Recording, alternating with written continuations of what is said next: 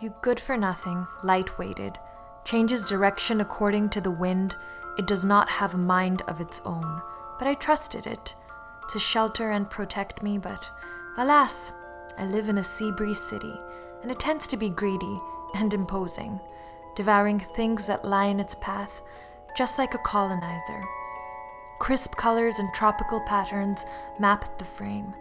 They are blooming flowers in the summer heat, with hearts of fidgety fuchsias that explode into careless crimson petals. But as the day walks away, it will be speckled with the city's relentless humidity. It is knee-length and it drapes my skin, cut to fit every hill and slope to carpet my contours. While it hangs at ease, it concocts its own signature fragrance, a peculiar blend of old clothes and new, with undertones of teak wood and dust. When I finally decide it is time to douse its scent on my skin, time to let the cloudless skies and car smoke take a whiff, it just doesn't seem to fit right. It makes my shoulders look out of proportion, my head appear like a melon on a fork. All my contours are more like randomly placed speed bumps that soar. I can feel the folds hug together at my waist. So with nervous, embarrassed fingers, I clumsily try to pin together the sides of my camise dress because it is just so uncontrollable and impotent.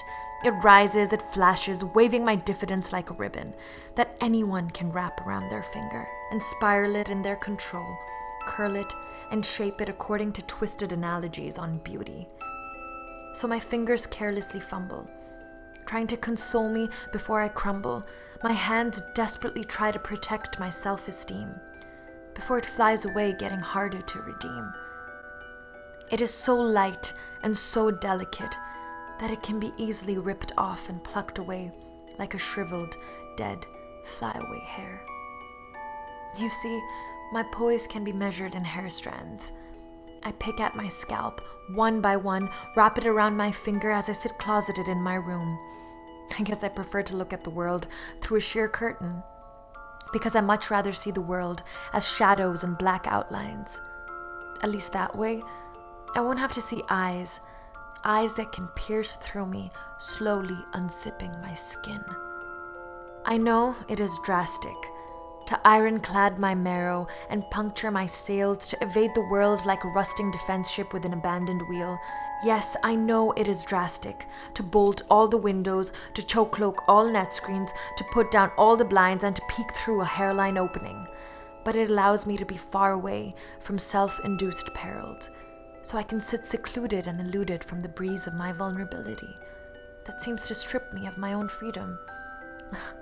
Like whispers in a conch shell, my thoughts rattle in my head. Oh, how wonderful it would be if rather we could use our camise dresses like resilient sails. Then we could anxiously navigate and unfurl adventures while riding on tumultuous, teasing tides. Intrepid, we could transpire to soundtracks of fish-scale symphonies as we learn how to breathe underwater, how to do the impossible, to develop thicker skin, to let things fall off like water, to shed skin anew every time, to unzip and step out of ourselves.